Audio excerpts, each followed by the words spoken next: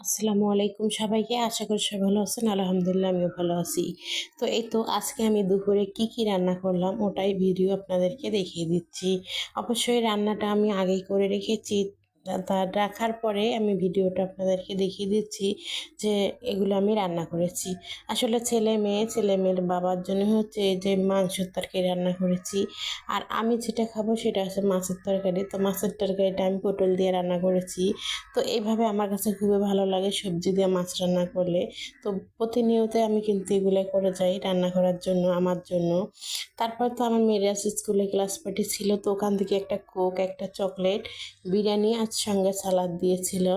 তো এখন ও বলতেছে খুলে দেখবে।